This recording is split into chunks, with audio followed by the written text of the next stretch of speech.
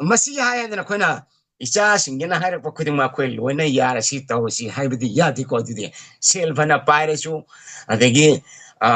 akoina icha singena hayra ko matamda moina hai layu haiba piu haiba kuduma piba je siju ke thok mok to han bai du thokani aduna madu su ai tok deba aduga moina mai pa ko ko patra ko matamda koina moibu reward piba moibu mana piba se simadi ko ko deba sima tamjira koina moi gari amala bi bani khangde de moina pamjaba sana por amala bi bani khangde natraga magi fruit amala bi bani khungwa amala bi bani smaina to budi kasu kai de wa motorcycle ga lebi dana ani car ga lebi dana gari ga to buto sel paire kana adu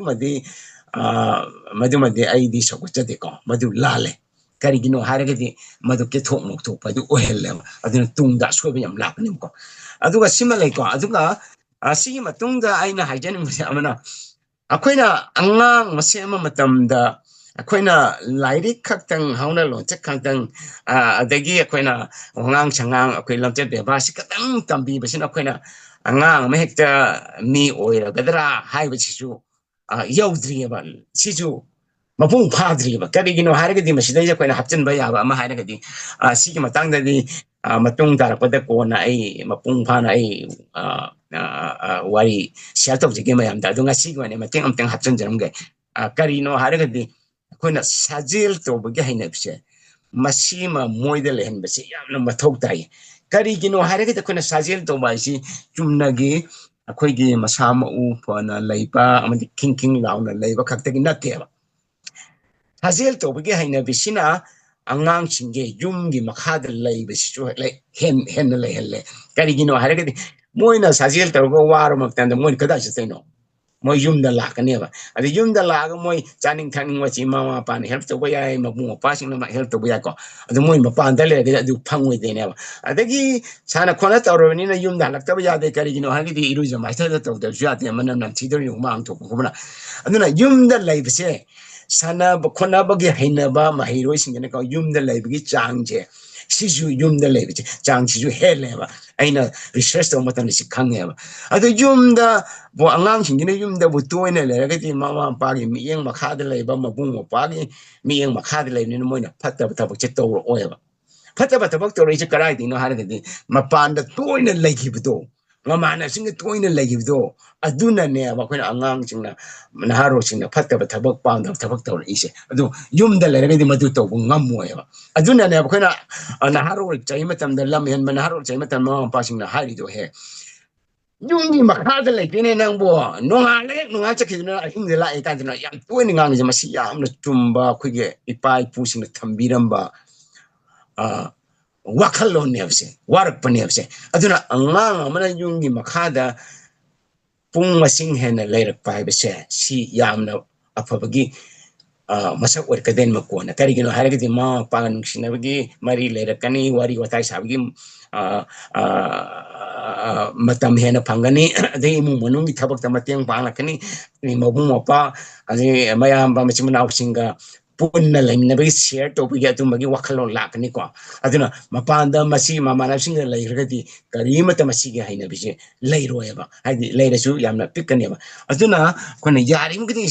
kona sana khona bi haina bi se masi lehanna khona ba aduna karigino harga kona sagi masamu king launa leibata natna kona masina pam da thabak kaya dagi su kona ngak thukpa ngami adu matam je marik chumna sinna bangame ba adu na amana sana khona bada sajil to bada chang nai mam hairo singje moina ne any thabak to from the pungning changna wakhal changna thabak to bangam be moina chu hela ba adu ai isamak si ai Jawaharlal Nehru University da ai tam so India da number 1 ko university da akoi social science da aduga keno so akoi DM college so akoi number 1 dina hana akoi DM college da ai tam adu tawra tamang na yuje sana khona ba da so akoi title mayam lo ra na DM college taming da so Jawaharlal Nehru University da Delhi da taming da so adagi adu matung da Taiwan da ina English ki professor mo oro matang da so matang laga Taiwan da khakta da phang ma daina kogi international world ki title di huji pang pengon da le je tara ni thoina mi thoja aduna sana bagi kana bse aingonda phangjabatana aina loina icha singi sana khona ba haina bsi tambidana huji icha singi any icha ama oisano ba moini jumda lakam tam aiga moiga gym da chalaga sana gani park da chalaga dum sajing tong leba adu hadi icha pongpongna mana yumda chayol ani halak pajira gym da sana menai aduga park ta chu chalaga magi never academy maga tha ani orientation program to je training to ji ki sida mai park na ba na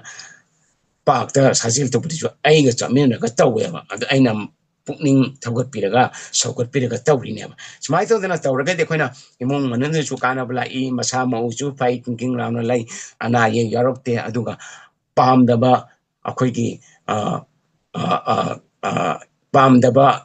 hiram kaya de chu khoina akhoi angang sing jing ngak thok pong mi aduna yaragi di mama pa obisen ngam na gi ko moi gi role model oina oiraga ne moi bu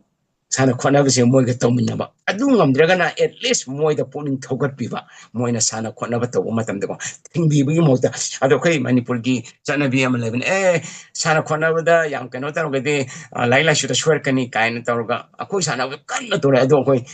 number 1 university jo koi dum adu jo ta wan ko english ki professor na dum lai da koi foreign gi moi england de america de la fo ja ki na koi de ki shu hen de moi native speaker o jar ga chu hajening badi kona sana khona bagi haina bi se masi yamna kanai aduna masi yamna lasting oina tung koina khoigi kana bu pore sana bagi haina bi sine ko aduna hairi ba khoigi topic khoigi hiram chingje han da ko ai samla no mu panjara bada kona angang singgot pasi kona lambi ohum khak kona lei afaba mi mo oina ba semba punsida semit chen tum da mai pak na ba thabuk to mai pak na semba adagi ahum subada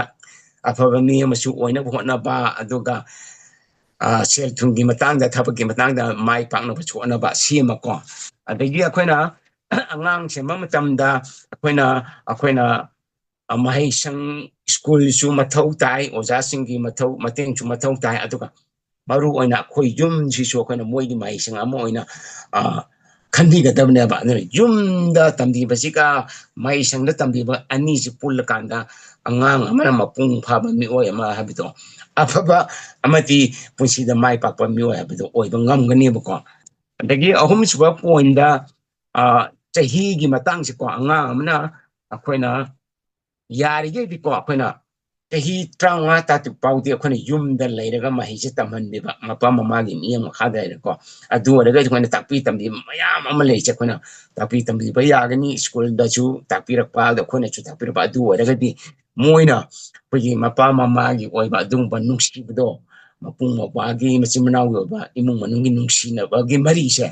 moigi thamoida moigi kokta chudana matam sangna laikhine ba aduna hairi matam chi yari ge di ko akoina yari ge da koina sei trai pan tram pan chi bau ja koina yum da lerga na mahi taman ba je sina sigi matungda moina mapan da gi pa orga su ka atu orga di asoi ba je pak la oi ko ano sima haijage aduga amana akoi gi sel paire haidena koina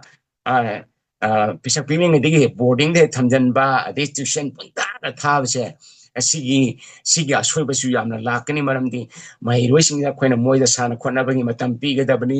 imung manungi mama pa jinga masimuna utunga lemin bagi matam pi ga damni ade moina potha bagi matam pi ga damni adu dina tan moida boarding de ta langsan laga ade tuition di matang je tharga koina angang sing mi oirakani haibisi ai achumbo oiroi haina ai thamjige ko aduna akoigi icha sing ju ai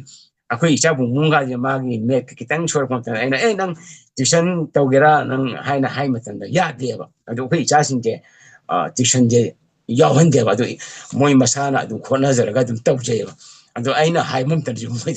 ja bu mung je shwa ya de tam ge ja ben ju ya de aina khona zaraga dum ya ne adu mamangi da ma me skra sholena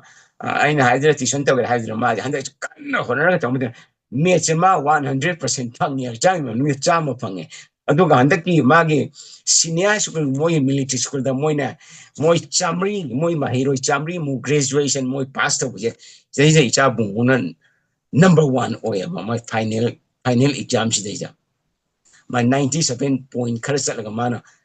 moi samri muksigi makuk si cha bu no ore ba adum man hype ne ba ai na dum hona jara dum yani dedi ai dum hona jega har ga ma aduna tuition hekta tawraga hekta boarding da thamjalaga hekta koin angang sing je mi oira kani apa mi oira kani mai pal kani haina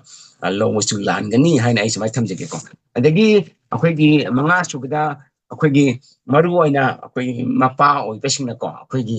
icha sing loina base masi khara matam digo oina ahong khara porpa mathau ta ti ngai dedi moya khara phu jai dana khotana adum moi de ki handana akhoi na hauna lo cha tambi ko pa akhoi discipline le han masi yai ko aduga kari gumba chahi tranga chahi ta tu ta te tran pan cham pan chur pa swai de moi ji phu jai de mo ta moi ga yamna to na tinaraga moi akhoi gi imana pagum isung imana gum marung mapangum loinaraga moi sta moi da matam pi moi na kari pa mi moi na kari haije akoina moi da yamna taksin be mathau tai akoina moi da sum lecture patient bana ta ko da moi na haning isu kaina moi na khali si kari no akoina yamna taksin be mathau si yam tai abi matung da moi na haisi achum arang yor ko matam da ko akoina madure ro comment pi ba marup omoina akoigi hekta akoigi leader omoina moi da yathang pi bana ta ko akoi moi ya tang pi na ta do akoi na moi da maru mo pa moi na akoi advice pi ta ta ko moi da mai na moi da comment pi moi da pak ta pi ba sina yam ne le ko na maru mo pa kana tina da aduna ne ai ni isa sing da mai loi na maru mo pa kana tina ga sa ije dagi akoi taruk subda ai na panjagi pi je akoi na sajel to gi aroi bi do sajel to gi haine bi sima masima kaubiranu hana tawdaba oida ga je hujik tagi di hayeng dagi de dum tawba hobiro kari gino haragi di masa mau patana mana taw angang amana taw khuding mata mai pa pa si yamna lumna thokani koina chang na matam da kokching matam da puk thila matam da kadai de gi lairik paning dei no adu karinta thabak tong ning dabne atuna masa mau fana king launa leiba angang singje sina wakal ji lupsin laga lairik pa jo hai adagi thabak any thabak tong ten moina dum hele ba koina tumsa sana da kangbu dagi de aduna masa mau fogsi yamna matam tai adu tana tana masa mau potana tana puning changkin basida na tana koina moina koina mapa mama oiba koina khunai na pam daba kuran chinthi crime na chingba kaya dagi chungak tok pede yamna mathau matling oiko samaina ai smai thamjage mayam ado hujik Q&A da mayam na hangmining ba wahang le resedum hang biro Thagakari ojabu aduga parentsing gi site gi Q&A gi often tokjari khut rise up to biraga question hangnanabagi aya pijari thagakari ojabu mayam adum hang biro koina yani hangning ba adum hang biro khang ba le ga de adum share tawjage karimta hangoi ba paupi gano aisu yamna laira na wana horopani manipurda macha kana pupamanung da macha atum ba mo ina aduna yamna thengna re awana se adu aigi punchi wari joina marakta social media da share tawjabani aduna karimta ikai ba hangoi ba hangbi gano icham chamna aisu akoigi marung mapang amani hana khallaga dum hangbiro ai na kangjaba dum share tawjage oja edu plus skill gi site gi ojadagi mamutana amukena khangingba amana hojik manipur gi ayamba school da lairiba chhatra singje school chalaga aduga halaba matungda angangsing je tuition thaba maruina higher studies to godaba angangsing maruina 9 10 11 12 hanadi class 10 amadi class 12 ani je khatamak torami hojikti amu class 12 fawbagi chhatra singje loi tawe aduna class moigi school gi timing gi class ama loir matungda moigi extra class amuk tawbujina maram oiraga angang singjida moina khangadaba haigadaba je moigi atofa education gi mari leinadaba atai hiram singje loina moije thadokpajina maram oiraga angang se moina pass out tor matungda akoina cinema ama natra hoi cinema ama yengma matamda aina yengningba cinema da remote control tawraga aina yengbadawna angang singje mai apamado hairaga adugi apamado yadragana angang siga mama pa singa contrast tawba haibadi khana chainaba thorokpa contradiction je adumaina thokpaje hojik yam thingnare aikoigi site gi ju aikoi edu plus skill gi tingbi site gi ju yam thingnare sigi matagi je ojagi site kamdongna kamai solution porakadagi ꯑꯁꯤꯒꯤ conflict ꯂꯥꯛꯏꯁꯦ ꯃꯁꯤꯗꯩꯗ ꯑꯩꯈꯣꯏꯅ ꯑꯉꯥꯡꯁꯤꯡꯁꯤꯗ ꯃꯣꯏꯁꯦ ꯂꯥꯜꯂꯦ ꯍꯥꯏꯅ ꯑꯩꯈꯣꯏꯅ ꯆꯩꯔꯨꯕꯁꯨ ꯂꯥꯟꯒꯅꯤ ꯀꯔꯤꯒꯤꯅꯣ ꯍꯥꯏꯔꯒꯗꯤ ꯃꯁꯤ ꯑꯣꯏꯍꯜꯂꯤꯁꯤ ꯀꯅꯥꯅꯣ ꯍꯥꯏꯔꯒꯗꯤ ꯃꯃꯥ ꯃꯄꯥ ꯑꯣꯏꯕ ꯑꯩꯈꯣꯏꯅꯅꯦꯕ ꯍꯥꯏꯗꯤ ꯑꯩꯈꯣꯏꯅ ꯃꯣꯏꯁꯤ ꯐꯅꯤ ꯅꯪ ꯐꯔꯛꯀꯅꯤ ꯃꯤ ꯑꯣꯏꯅꯤꯅ ꯃꯣꯏꯁꯤ ꯊꯥꯔꯤꯅꯦꯕ ꯑꯗꯨ ꯊꯥꯔꯕ ꯑꯗꯨꯃꯥꯏꯅ ꯈꯜꯂꯒ ꯃꯣꯏꯅ ꯁ꯭ꯀꯨꯜꯗ ꯊꯥꯔꯤꯕꯅꯤ ꯇ꯭ꯌꯨꯁꯟ ꯇꯧꯕꯗ ꯊꯥꯔꯤꯕꯅꯤ ꯑꯦꯛꯁꯇ꯭ꯔꯥ ꯇꯥꯏꯝ ꯑꯗꯒꯤ ꯌꯨꯝꯗ ꯍꯜꯂꯒ ꯃꯣꯏꯁꯤ 이번 모이지 딱따나 와게 할래임네고 아주 어떤 마탐지 비비드러버네 버토리제 아드나 이몽 만웅가 농시자나나 레이버기 아이나 사이판지가 도아나 마탐지 비비드라 아니 사나 코나버기 마탐지 비비드라 마마나버싱가 사나버기 코나버기 아디지 마탐지 비비드라 아드라기 아코이기 모이나 직 떠오리제 only 모이나 포커스 떠오리제 코이기 막 해나 팡바 bookish knowledge akhoi like the yoriban knowledge adushu moina yamna detail oina deeply motana khangbra khangdabra bidisu questionable oirema simpa polaga sida koksida memorize to holaga tawribra moina taseng na yamna detail oina mamu chena moina khanglibra haibidisu kana wahang jima koina hangdaba ngamdre ko aduna amabu oira amabu masida koina soi sida koina mama pa oi bisingi wakhallon dunia ko karigino haragadi moina khallije tuition toroba ri extra time toroga moina study toroba aduga moina grade c wangna phangba mark chi wangna phangba adu idegi chase mi oirani mai paklani haibagi wakhallon duna ne moina chuki matik moina tuition ga tawdina extra class klona tawrise aduga aina sa mamang da panjigi bido masi maina toroga masmaina toroga sel thadra mai toroga tuition tharaga boarding da samjalaga moje tangang hi afa mi orgadra mi orkadra haragati oiroyaba karigino aidi moje mapung phaba mi habdu oiroyaba aduna akhona ball ama kangbatana ball ji fadana chen ji kamai chen gamda fadana round orkanda nungchit fadana halaga round orkanda khona kangbatamda sangna chelise karigino haragati adu khona karigino ball ji nungchi yawdrobo square shape ta nata subsalobo adu di ball ji kawda chatloyba adu mangne khona angang ma semam tamda khona my all rounded personality development haise adunia ko aduna khona masam o fada su yengadabani imung manunggi nungsi ansi sanana leibigi mong da singada lamcher paper sengwadabani ahlaman seba to bisu tambigadabani adagi jungi khoi chores ko thaba ingkang to bisu yahon gadabani adagi pakhon ju sigadabni si mayam si loina punchila gadi sajil ju to hongadabni sana kono to hongadabni mama na basu sanabagi matam bigadabni si mayam si loina punchila kana kono holistic ama view amada yengaga angle dagi yengaga mo angang samgat kadabni adu natre bujing manipur ayam na tawja kana sel pa ba maroni sel pa ba pa ka an tawsi ko hekta sel di thadra tuition tarba de boarding thamjal ba sina moina angang pharani gan haisi ko adu samaina tawisi da kana ri kana da kana school ma pu da oina ayam kana ba adu oza da yam kana bana de ko oza ju tu lo yang chang phang bana de adu school ma pu ni he na kana ba wa na adu koi angang ching ji da cha sing da kana ba di thutok na lai ba na te si ha ya na ni tuition ji to on gano ha bi na te ko tuition ji to on ji tawda yadaba mana tawda ba subject math ni khande science subject ni khande mana haidi english ni khande mana asfon ma subject to adu khakta na khoina tuition tar jo khoina no mada punga ma guma chalan ba mai to hon ga de madu kari gino har ga di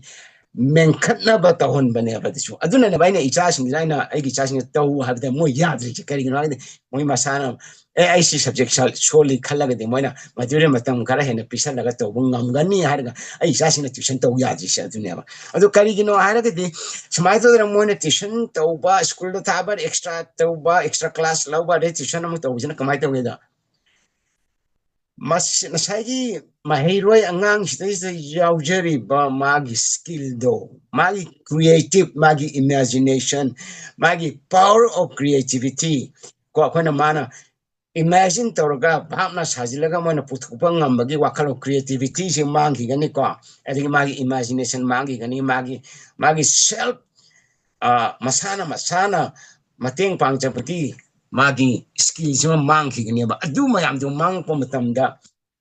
angang ji kamai to mai pakadeno tungda mi oir kadeno oir ma karigumba mana mark basis ta low bo oir ko interview da fail oir ko ya ba maram di interview da to ri ji ba pu ya punte nunggo ba ya na detail of question ka am kadena aduna ja khoina angang se mam ta no ji akhoi ka conflict se mama mapa oibigi marakta leiriba conflict se masi lei haloisi hairagede koina icha singse tuition da pungta thalno ko yumdene matamdo hena pibiraga mapa mama na manakta thambi ko pitaraga sangbiraga ko lairi pahan pado aduna yam hen bane banung sina basu mai pak phasu adagi moigi punsi da su kauroi debse aduga mari school boarding da thamjalaga tuition tak tak chala tawse sidi mama mapa no honari bas thadari hinjo karim ta ningchang oibo ko aduna makhoina smai sum tarogadi mama mapa gi anis da lerba karigi conflict ira line thora ino hairagadi madudai nungshibagi mari je adu watle habdam taabne bashidai je okuni bikasan habidu ko karigino hagidi mama paga yam nungsinana laiba angang amana mama paga khatna baibse yamna toina thoktabne adu karigumba masigi nungsina bagi mari je angang singjida mogi thamoida mami tadraba ko adu agadi macha singje mapa mama ji khatna base yamna toina thokane adagi amana mapana mamana aidi namana pani akoina haiba ingadamni akoina tobagi chumi noina tawrisi noi kari khangadana kaita noina pisakpinga nami popanji noina kari khangadana koina tawsi taw kaitana chaibi ba adagi ne happy ba koi kari haitara koigi thawsa bida ba moina wa haibida tabi dose si su maram amane ba koina mapa oibasing mama mapa obisinga ani macha oibasinga ani gi marakta laiba conflict se yetna balai cha aduna ne aduna yari ke de khogi mama po bisina sidida akoina angangsing da lale hairu ba yaro yabo adu madu moiga conflict le hello si haira de khoina akoi mama po oiba khoina moida pi bo potlum do haidi larik tam makan tuition da wo khata da extra class to ko moina pi de potlum da adu pi bam thok te ko adu pi mo ta ko moida pungning thogat pi moida nungsibudu utpi ba dana moida shokat pi ba ko aduga ne yumdana moina masa masa ro khona jab ni matamdo adu pibi bado aduna yam hen bane ba adu mangne bai gi sa sing da tawri su ko pungning thogat pi ga moida adu huje ai sa ai ni jai ge bung bung moi all moi universe moi ge moi mahiro chamri de mar ma ko ka tang mi sin adu ma handa us da salu be ju ma ko werga ma moi manga ka khamdu ma na ma ko werga chatli ne da ju adu aina ma si tuition gam tha pute chalu ha ju yadri ne ba sine ba ko adu kari gi no haraga di isa bung bung na ma pa oi ba aina ko na jel be mayam je ma gi dang tawli mi yam je masi mai thi budo chok budo ma ka su phangan ning de ba ri cha bi men ju ngai cha na na ju ngai ba ko adu ne ba sigi ko na sigi wa khalon je ko na isa sing da tahan ba je moi gi thamoi tahan ba je yamna mathau tai ha because Dai korong ambai father. Mai pai bi oja any oja pai bi Kwari di nate oja complain ID issue kem lai bati nate atubu ngasai oja na takpi beto yam nongai yam detail da explain to bi atubu aina khangjaning bana koi se dongsa da ba ID education da yamna keno da ID backward laiba area haiba oigadra koi jiri oibnina to school su laitaba to adugi complaints nataba ko aina taning sina ngasai scholarship ama pangbagi magi jamyam ge koi stage ki scholarship natraga sagi oda akoi resource person na takpi bedumaina magi maina karamba matang da kari scholarship pangbe ya dongbe ya haibudugi haifet charakpa idea amtang share to biragadi yam nongai jane na jani thank you oja Shanti Kumar kano korong amagi babana hairiba scholarship ki matang se Taiwan gi natraga India gi masi India gi de aina dum hairo ra oja adu korong ambagi babana ji haigi base scholarship se India gi oidura natraga abroad ki oigadura adum tanga clear oibinaba ID available oragadi anywhere or fi hai okay understand tawre ai pakhum pijarage shortcut ta scholarship se hojite hauna angang se abroad ta oiragadi class 12 tagi tamba yabagi facility je 12 tagi ti adum moi 12 loiraga moi scholarship chaung adum pi aduga 12 makha gi di moi je scholarship che kaya leite aduga 12 gi mathakta graduation karani graduation ji gi ni ko ainu jai jagi aduga graduation ji gi mathakta master level gi tawraga di scholarship che full scholarship adum lobu yai aduga graduation faw gi tambaga di scholarship che lobu taraga jo highly competitive hoy aduna competitive se matam matamgi oiriba angangsingda khangdaba yadaba informative oiba information sanna haikanda nawaloksing kona paikhaliba project asiguma macha macha adum inlaga chakhiba matamda angangse masana masa illa chachaba yaba adugumba lambi oine adu oragadi moina 12 loraga graduation karakoda any abroad amuda tamda facility adum laigani aduga ai abroad tamani haiga 12 hek loibaga hek kano tawbasidi pak ngamoi wagani karama mina ngamgadage hai matamda kai haijige family da khara lifestyle khara wangba moigi pesa nungja khara yamna khudong chaba adugumadi yam laina bear tongngam aduga makhagi dingamoi aduna makhagi jungamge hairagadi hojike haireba activity jing tawba matamda yam laina ngamgani aduga mu master level da toroke hairagadi graduation tamiba Indian any institute college natra university da hojik tamiba satra singna makoina prepare tawraba moigi semester jo ani gumba walingai dagi adu oragadi moina master level or PhD level da moina atopa country amada moina study tawkibada madu maju yam chawna mating oigani ai site ge samai thamjage aduga oja santi kumar gi site ge ju khitang share tawbiragadi nungaigani keno ya akhoi ki uje Taiwan da su koi mahiroi koi more than 40 koi ni fu hen lei koi Taiwan da ju moi je loina koi scholarship full scholarship fang lei bane aduna akhoi ki moina tawbasi ayambana tawbasi akhoi master da amadi PhD da oina ayamba tawi akhoi ki maramdi karigin hairi da kona Taiwan gi university institution kina moida pibase scholarship pibase akhoi higher class da ayambana piba ko adu wada jo akhoi graduation gi ju laibiti laibni adu ochu ayambana di master amde PhD tawi ko adumai taw lai aduna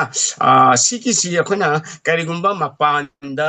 akhoi Korea da Japan da Taiwan da tamange hana khallagati natraga even China da ko adu oidaga de khona madugi foundation oina hana ko akhoi Manipur gi wang mata ko akhona class akhoi college gumba tamang ko bachinga magadi ko adu moidu foundation jema khara pibiba kona Manipur gi wang mata le moi sida la ko jinga ayamna moi mapanda akhoi Kolkata dane khangde Bangalore dane khane Delhi dane kane torpa moi dumana ayamna oila ewa koi Manipur University da gi direct la pajdi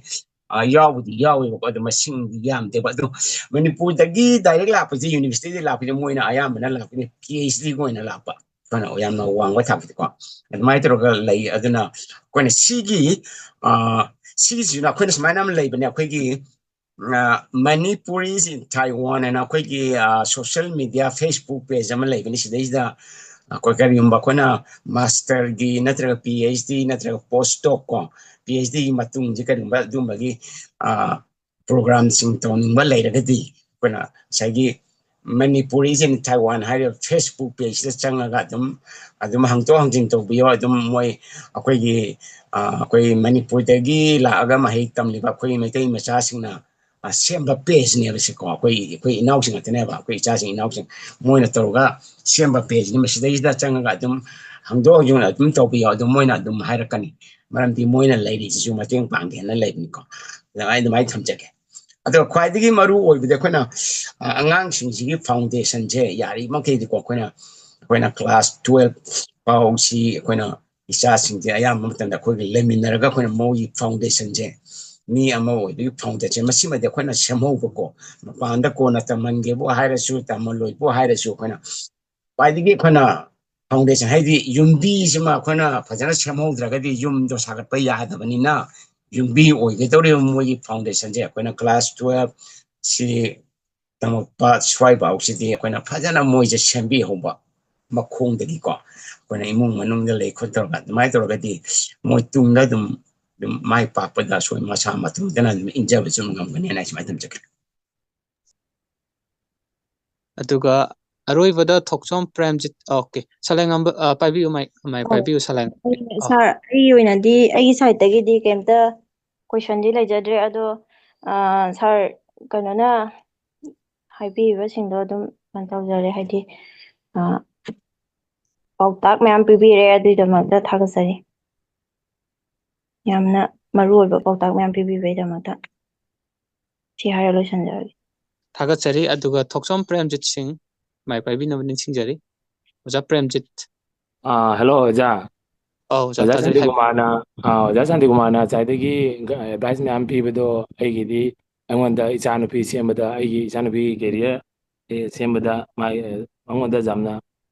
helpful ꯑꯃ ꯑꯣꯏꯔꯅꯤ ꯑꯗꯨ helpful ꯑꯗꯨꯗꯣ ꯑꯣꯖꯥꯗ ꯌꯥꯝ ꯊꯥꯒꯠꯆꯔꯤ ꯑꯗꯨꯒꯤꯗꯃꯛꯇ ꯑꯣꯖꯥ thank you ꯑꯗꯨꯒ ꯑꯣꯖꯥꯗ ꯑꯇꯩꯗꯤ ꯊꯣꯏꯗꯣꯛꯅ ꯍꯪꯅꯤꯡꯉꯥꯏ ꯀꯣꯏꯁꯟꯗꯤ ꯂꯩꯇꯦ ꯑꯣꯖꯥꯅ ꯄꯤꯔꯤꯕ ꯒꯥꯏꯗꯂꯥꯏꯟ ꯃꯌꯥꯝꯗꯣ ꯑꯩ ꯏꯆꯥꯅꯨꯄꯤꯒꯤ ꯀꯦꯔꯤꯌꯔ ꯀꯩꯅꯣ ꯇꯧꯕꯗ ꯐꯣꯂꯣ ꯐꯖꯅ ꯇꯧꯔꯒ ꯑꯩꯉꯣꯟꯗ ꯍꯦꯜꯞꯐꯨꯜ ꯌꯥꯝ ꯑꯣꯏꯅꯤ ꯑꯣꯖꯥ ꯑꯗꯨꯒꯤ ꯌꯥꯝꯅ ꯊꯥꯒꯠꯆꯔꯤ ꯑꯣꯖꯥꯗ ꯊꯦꯡꯛ ꯌꯨ ꯊꯥꯒꯠꯆꯔꯤ ꯑꯩ ꯊꯣꯛꯆꯣꯝ ꯄ꯭ꯔꯦꯝꯖꯤꯠꯀꯤ ꯃꯇꯥꯡꯁꯤꯗ ꯑꯩ ꯀꯩꯅꯣꯝꯇꯪ ꯈꯔ ꯑꯩ ꯑꯦꯇꯦꯟꯁꯟ ꯍꯪꯖꯍꯧꯒꯦ ꯑꯩꯈꯣꯏꯒꯤꯅꯦ ꯑꯩꯈꯣꯏꯁꯨ ꯌꯥꯝꯅ ꯂꯥꯏꯔꯅ ꯍꯧꯔꯛꯄꯅꯦ ꯑꯗꯨꯅꯀꯣ ꯑꯩꯈꯣꯏꯅꯅꯦ ꯁꯨꯃꯥꯏꯅ ꯑꯩꯈꯣꯏꯅ ꯏꯆꯥꯁꯤꯡ ꯁꯦꯝꯕ ꯃꯇꯝꯗ ꯑꯩꯈꯣꯏꯅ ꯁꯤꯒꯤ ꯋꯥꯈꯜꯁꯦ ꯈꯟꯕꯤꯗꯕ ꯍꯥꯏꯗꯤ ꯌꯥꯝꯅ ꯇꯣꯟꯊꯅ ꯌꯥꯝꯅ ꯑꯩꯗꯤ ꯂꯩꯇꯦ ꯁꯦꯜ ꯄꯥꯏꯗꯦ ꯑꯩꯗꯤ ꯂꯋꯥꯏꯗ ꯂꯩꯕꯅꯤ ꯏꯝꯐꯥꯜꯗ ꯂꯩꯕꯅꯤ ꯈꯨꯡꯒꯪꯗ ꯂꯩꯕꯅꯤ ꯁꯤꯇꯤꯗ ꯂꯩꯕꯅꯤ ꯍꯥꯏꯕꯒꯤ ꯋꯥꯈꯜꯂꯣꯟꯁꯤ ꯂꯩꯕꯤꯗꯕꯀꯣ ꯑꯗꯒꯤ ꯑꯩ ꯁꯦꯜ ꯄꯥꯏꯗꯦ ꯍꯥꯏꯕꯒꯤ ꯋꯥꯈꯜꯁꯤ ꯂꯩꯕꯤꯗꯕꯀꯣ ꯑꯗꯨꯒ ꯑꯩꯈꯣꯏꯅ ꯑꯩ ꯏꯁꯥꯃꯛꯁꯤ ꯑꯩ ꯂꯧꯃꯤꯅꯤ ꯑꯩ ꯗꯥꯛꯇꯔꯅꯤ ꯏꯟꯖꯤꯅꯤꯌꯔꯅꯤ ꯍꯥꯏꯕꯒꯤ ꯋꯥꯈꯜꯂꯣꯟꯁꯤꯁꯨ ꯂꯩꯕꯤꯗꯕꯀꯣ ꯇꯧꯕꯇꯕꯨ ꯑꯩꯈꯣꯏ ꯃꯃꯥ ꯃꯄꯥ ꯑꯣꯏꯅ ꯌꯥꯝꯅ ꯃꯊꯧ ꯇꯥꯔꯤꯁꯤ ꯑꯩꯈꯣꯏꯒꯤ ꯁꯦꯜ ꯌꯥꯝꯅ ꯄꯥꯏꯕꯗꯨ ꯅꯠꯇꯦ ꯑꯩꯈꯣꯏꯅ ꯏꯝꯐꯥꯜꯗ ꯁꯤꯇꯤꯗ ꯂꯩꯕꯗꯨ ꯅꯠꯇꯦ ꯅꯠꯇ꯭ꯔꯒ ꯈꯨꯡꯒꯪꯗ ꯂꯩꯕꯗꯨꯁꯨ ꯅꯠꯇꯦ ꯑꯗꯨꯒ ꯑꯩ ꯏꯁꯥꯁꯤ ꯗꯥꯛꯇꯔꯅꯤ ꯑꯩ ꯂꯧꯃꯤꯅꯤ ꯑꯩ ꯐꯥꯔꯃꯔꯅꯤ ꯍꯥꯏꯕꯒꯤ ꯋꯥꯈꯜꯂꯣꯟꯁꯨ ꯂꯩꯐꯝ ꯊꯣꯛꯇꯦꯀꯣ ꯑꯗꯨꯅ ꯑꯩꯈꯣꯏꯅ ꯁꯤꯗꯩꯗ ꯈ꯭ꯋꯥꯏꯗꯒꯤ ꯃꯔꯨꯑꯣꯏꯕ ꯋꯥꯈꯜꯂꯣꯟ ꯂꯩꯐꯝ ꯊꯣꯛꯏꯕꯗꯤ ꯈ꯭ꯋꯥꯏꯗꯒꯤ ꯅꯝꯕꯔ ꯋꯥꯟꯗ ꯑꯩꯈꯣꯏꯅ ꯃꯄꯥ ꯑꯃ ꯑꯣꯏꯅ ꯃꯃꯥ ꯑꯃ ꯑꯣꯏꯅ ꯑꯩꯈꯣꯏꯅ ꯂꯩꯐꯝ ꯊꯣꯛꯄꯁꯤ ꯀꯔꯤꯅꯣ ꯍꯥꯏꯔꯒꯗꯤ ꯑꯩꯒꯤ ꯊꯃꯣꯏꯗ ꯇꯁꯦꯡꯅ ꯅꯨꯡꯁꯤꯕ ꯑꯃꯒ ꯂꯣꯏꯅꯅ ꯑꯩꯒꯤ ꯏꯆꯥꯁꯤ ꯃꯤ ꯑꯣꯏꯗꯕ ꯌꯥꯗꯦꯀꯣ ꯍꯥꯏꯕꯗꯨꯒꯤ ꯋꯥꯈꯜꯂꯣꯟꯁꯦ ꯂꯩꯔꯕꯀꯣ ꯑꯗꯨ ꯑꯣꯏꯔꯒꯗꯤꯅꯦ ꯐꯅ ꯋꯥꯔꯁꯨ ꯐꯅ ꯂꯥꯏꯔꯁꯨ ꯐꯅ ꯈꯨꯡꯒꯪꯗ ꯂꯩꯔꯒꯁꯨ ꯐꯅ ꯑꯔꯥꯞꯄꯗ ꯂꯩꯔꯒꯁꯨ ꯑꯅꯛꯄꯗ ꯂꯩꯕ ꯑꯣꯏꯔꯒꯁꯨ ꯐꯅ ꯊꯥꯛ ꯅꯦꯝꯃꯒꯁꯨ ꯋꯥꯡꯉꯁꯨ ꯃꯗꯨꯒꯤ ꯈꯦꯠꯅꯕ ꯀꯔꯤꯃꯠꯇ ꯂꯩꯇꯅꯀꯣ ꯏꯆꯥꯁꯤꯡꯁꯦ ꯑꯩꯈꯣꯏ ꯁꯦꯝꯕꯗ ꯌꯥꯝꯅ ꯃꯇꯦꯡ ꯄꯥꯡꯒꯅꯤ ꯑꯗꯨꯅ ꯑꯩꯈꯣꯏꯅ ꯃꯃꯥ ꯃꯄꯥ ꯑꯣꯏꯁꯤꯅꯀꯣ ꯃꯃꯥ ꯃꯄꯥ ꯑꯣꯏꯕꯁꯤꯡꯅ ꯑꯇꯣꯞꯄ ꯁꯤꯡꯒꯤ ꯐꯤꯕꯝꯗꯣ ꯁꯦꯜ ꯄꯥꯏꯕ ꯑꯗꯒꯤ ꯏꯅꯥꯛ ꯀꯩꯔꯥꯛ ꯈꯨꯟꯕꯒꯤ ꯐꯤꯕꯝꯗꯨꯗꯤ ꯌꯦꯡꯉꯒ ꯑꯩꯈꯣꯏꯒꯤ ꯏꯆꯥꯁꯤꯡ ꯁꯦꯝꯕ ꯉꯝꯂꯔꯣꯏ ꯀꯥꯏꯅ ꯈꯟꯕꯒꯤ ꯋꯥꯈꯜꯂꯣꯟꯁꯦ ꯃꯗꯨꯃ ꯊꯝꯕꯤꯗꯕꯀꯣ ꯀꯔꯤꯒꯤꯅꯣ ꯍꯥꯏꯔꯒꯗꯤ ꯁꯦꯜ ꯄꯥꯏꯕ ꯈꯛꯇꯅ ꯂꯣꯏꯅ ꯑꯉꯥꯡ ꯁꯦꯝꯒꯅꯤ ꯃꯣꯏꯅ ꯈꯛꯇꯅ ꯃꯤ ꯑꯣꯏꯍꯟꯕ ꯉꯝꯒꯅꯤ ꯃꯣꯏ ꯑꯉꯥꯡ ꯈꯛꯇꯅ ꯃꯤ ꯑꯣꯏꯔꯒꯅꯤ ꯍꯥꯏꯔꯒꯗꯤ ꯑꯆꯧ ꯑꯆꯧꯕ MLA ꯃꯤꯅꯤꯁꯇꯔ ꯑꯣꯏꯔꯤꯕ ꯗꯥꯛꯇꯔ ꯏꯟꯖꯤꯅꯤꯌꯔ ꯃꯌꯥꯝꯒꯤ ꯃꯆꯥ ꯃꯁꯨꯁꯤꯡ ꯂꯣꯏꯅ ꯃꯤ ꯑꯣꯏꯕ꯭ꯔꯥꯕ ꯑꯣꯏꯗꯦꯀꯣ ꯑꯗꯨꯒꯤ ꯃꯥꯌꯣꯛꯇ ꯑꯗꯨꯒꯤ ꯑꯣꯟꯅ ꯇꯩꯅꯕꯗ ꯑꯩꯈꯣꯏꯒꯤ ꯂꯩꯇ ꯂꯥꯏꯔꯕꯗꯒꯤ ꯍꯧꯔꯛꯄ ꯏꯃꯨꯡ ꯃꯅꯨꯡꯗꯒꯤ ꯍꯧꯔꯛꯄ ꯑꯉꯥꯡ ꯀꯌꯥ ꯑꯃꯁꯨ ꯑꯩꯈꯣই ꯅꯍꯥꯔꯣꯜ ꯀꯌꯥ ꯑꯃꯁꯨ ꯑꯆꯧ ꯑꯆꯧꯕ ꯃꯤ ꯑꯣꯏꯔꯛꯏꯁꯤꯅꯦ ꯑꯐꯕ ꯃꯤ ꯑꯣꯏꯔꯛꯏꯁꯤꯅꯦꯕ ꯑꯗꯨꯅ ꯑꯩꯈꯣꯏꯅ ꯑꯉꯥꯡ ꯑꯃ ꯁꯦꯝꯕ ꯍꯥꯏꯕꯁꯤ ꯑꯩꯈꯣꯏꯅ ꯃꯔꯨꯑꯣꯏꯅ ꯑꯩꯈꯣꯏꯅ ꯐꯣꯀꯁ ꯇꯧꯒꯤꯁꯦ ꯑꯩꯈꯣꯏꯅ ꯄꯨꯛꯅꯤꯡ ꯊꯥꯗꯒꯤꯁꯦ ꯑꯩꯈꯣꯏꯅ ꯃꯣꯏꯒ ꯑꯩꯈꯣꯏꯒ ꯑꯐꯕ ꯃꯔꯤ ꯑꯃ ꯊꯝꯂꯒ ꯑꯩꯈꯣꯏꯅ ꯑꯉꯝꯕ ꯑꯩꯒꯤ ꯊꯥꯛꯇ ꯉꯝꯖꯕꯗꯣ ꯑꯩꯅ ꯃꯣꯏꯗꯨ ꯁꯦꯝꯕꯗꯨꯅꯦꯕ ꯑꯗꯨꯒ ꯃꯣꯏꯒ ꯑꯐꯕ ꯃꯔꯤ ꯂꯩꯅꯕꯗꯣ ꯅꯨꯡꯁꯤꯕꯒꯤ ꯃꯔꯤꯗꯣ ꯊꯝꯕ ꯉꯝꯃꯕꯀꯣ ꯑꯗꯣ ꯃꯣꯏꯅ ꯑꯩꯈꯣꯏꯒꯤ ꯃꯊꯧ ꯇꯥꯕ ꯃꯇꯝꯗ ꯃꯣꯏꯒꯤꯗꯃꯛꯇ ꯑꯩꯈꯣꯏꯅ ꯃꯇꯝꯁꯦ ꯄꯤꯕꯤꯔꯕꯀꯣ ꯃꯃꯥ ꯃꯄꯥ ꯑꯣꯏꯕ ꯑꯩꯈꯣꯏꯅ ꯃꯣꯏꯁꯦ ꯃꯇꯝ ꯄꯤꯕ ꯃꯇꯝꯗꯀꯣ ꯑꯩꯈꯣꯏꯒꯤ ꯏꯆꯥꯁꯤꯡꯁꯦ ꯐꯅ ꯐꯠꯇꯕ ꯁ꯭ꯀꯨꯜꯗ ꯇꯝꯃꯁꯨꯀꯣ ꯃꯣꯏ ꯃꯥꯡꯉꯣꯏꯕ ꯑꯗꯨꯝ ꯂꯤꯈꯠꯂꯛꯀꯅꯦꯕ ꯑꯗꯨ ꯀꯔꯤꯒꯨꯝꯕ ꯃꯁꯤꯒꯤ ꯅꯨꯡꯁꯤꯕꯒꯤ ꯃꯔꯤꯁꯤ ꯊꯝꯗ꯭ꯔꯕ ꯀꯔꯤꯒꯨꯝꯕ ꯑꯩꯈꯣꯏꯅ ꯃꯣꯏꯒꯤ ꯃꯇꯝ ꯃꯣꯏꯅ ꯑꯩꯈꯣꯏꯒꯤ ꯃꯇꯦꯡ ꯇꯥꯔꯛꯄ ꯃꯇꯝꯗ ꯃꯊꯧ ꯇꯥꯔꯛꯄ ꯃꯇꯝꯗ ꯃꯣꯏꯒꯤ ꯃꯇꯝ ꯄꯤꯕꯤꯗ꯭ꯔꯕ ꯃꯣꯏꯒ ꯂꯣꯏꯅꯕꯤꯗ꯭ꯔꯕꯀꯣ ꯁꯦꯜ ꯐꯅ ꯊꯥꯗꯁꯅꯨ ꯇ꯭ꯌꯨꯁꯟ ꯐꯅ ꯊꯥꯗꯁꯅꯨꯀꯣ ꯑꯉꯥꯡꯗꯣ ꯏꯚꯟ ꯃꯤ ꯑꯃ ꯑꯣꯏꯔꯛꯑꯁꯨꯀꯣ ꯑꯐꯕ ꯃꯤ ꯑꯃꯗꯤ ꯑꯣꯏꯔꯛꯑꯣꯏꯕ ꯑꯗꯣ ꯃꯤ ꯑꯃ ꯑꯣꯏꯔꯛꯇꯕꯁꯨ ꯌꯥꯏ ꯑꯐꯕ ꯃꯤ ꯑꯃꯁꯨ ꯑꯣꯏꯔꯛꯇꯕ ꯌꯥꯏꯕ ꯑꯗꯣ ꯁꯤꯁꯦ ꯑꯩꯈꯣꯏꯅ ꯅꯤꯡꯁꯤꯡꯕꯤꯕꯀꯣ ꯃꯃꯥ ꯃꯄꯥ ꯑꯃ ꯑꯣꯏꯅ ꯑꯗꯨꯅ ꯑꯩꯈꯣꯏꯅ ꯏꯆꯥꯁꯤꯡꯁꯤ ꯁꯦꯝꯕ ꯃꯇꯝꯗ ꯑꯩ ꯁꯦꯜ ꯄꯥꯏꯗꯦ ꯑꯩꯗꯤ ꯈꯨꯡꯒꯪꯗꯒꯤꯅꯤ ꯑꯩꯗꯤ ꯏꯝꯐꯥꯜꯗꯒꯤ ꯑꯩꯗꯤ ꯗꯥꯛꯇꯔꯅꯤ ꯑꯩꯗꯤ ꯂꯧꯃꯤꯅꯤ ꯑꯩꯗꯤ ꯐꯥꯔꯃꯔꯅꯤ ꯍꯥꯏꯕꯒꯤ ꯋꯥꯈꯜꯂꯣꯟꯁꯤꯃꯀꯣ ꯑꯩꯈꯣꯏꯅ ꯊꯝꯕꯤꯗꯅꯀꯣ ꯏꯆꯥꯁꯤꯡꯁꯤ ꯁꯦꯝꯗꯕ ꯌꯥꯗꯦ ꯍꯥꯏꯕꯒꯤ ꯋꯥꯈꯜꯂꯣꯟꯁꯤ ꯂꯩꯔꯒ ꯁꯦꯝꯕꯤꯕꯀꯣ ꯑꯗꯨ ꯑꯣꯏꯔꯒꯗꯤ ꯁꯣꯏꯗꯅ ꯑꯗꯨꯝ ꯃꯥꯏ ꯄꯥꯛꯀꯅꯤ ꯍꯣꯏ ꯑꯣꯖꯥ ꯑꯣꯖꯥꯅ ꯍꯥꯏꯗꯣ ꯌꯥꯝ ꯆꯨꯝꯃꯦ ꯑꯣꯖꯥ ꯊꯦꯡꯛ ꯌꯨ ꯑꯣꯖꯥ ꯊꯦꯡꯛ ꯌꯨ ꯊꯥꯒꯠꯆꯔꯤ ꯉꯁꯤꯒꯤ ꯑꯣꯖꯥ ꯁꯥꯟꯇꯤꯀꯨꯃꯥꯔꯒꯤ ꯀ꯭ꯂꯥꯁ ꯑꯁꯦ ꯃꯄꯨꯡ ꯌꯥꯝ ꯐꯥꯏ ꯑꯃꯗꯤ ꯐꯖꯔꯕ ꯁꯖꯦꯁꯟ ꯃꯌꯥꯝ ꯑꯃ ꯑꯥꯏꯗꯤꯌꯥꯁ ꯃꯌꯥꯝ ꯑꯃ ꯄꯤꯕꯤꯕꯁꯦ ꯄꯦꯔꯦꯟꯁꯤꯡꯒꯤ ꯁꯥꯏꯠꯇꯒꯤꯁꯨ ꯂꯧꯁꯤꯜꯂꯝꯒꯅꯤ ꯊꯥꯖꯩ ꯑꯗꯨꯒ ꯊꯕꯛ ꯑꯣꯏꯅꯁꯨ ꯑꯣꯟꯊꯣꯛꯃꯤꯟꯅꯁꯤ ꯃꯁꯤꯃꯛꯅꯤ ꯑꯩꯈꯣꯏꯅꯁꯨ ꯄꯥꯝꯖꯕ ꯑꯗꯨꯒ ꯁ꯭ꯀꯨꯜꯒꯤ ꯁꯥꯏꯠꯇꯒꯤꯁꯨ ꯃꯁꯤꯃꯛꯅꯤ ꯄꯥꯝꯖꯕ ꯑꯗꯨꯅ ꯉꯁꯤꯒꯤ ꯄꯦꯔꯦꯟꯇꯤꯡ ꯀ꯭ꯂꯥꯁ ꯑꯁꯦ ꯁ꯭ꯋꯥꯏꯗ ꯇꯦꯟꯁꯤꯟꯖꯔꯒ ꯃꯊꯪꯒꯤ ꯂꯥꯛꯀꯗꯧꯔꯤꯕ ꯀꯃꯤꯡ ꯆꯌꯣꯜ ꯁꯤꯒꯤꯗ ꯑꯃꯨꯛ ꯑꯩꯈꯣꯏ ꯃꯌꯥꯝ ꯑꯃꯨꯛ ꯁꯔꯨꯛ ꯌꯥꯃꯤꯟꯅꯁꯤ ꯑꯗꯨꯒ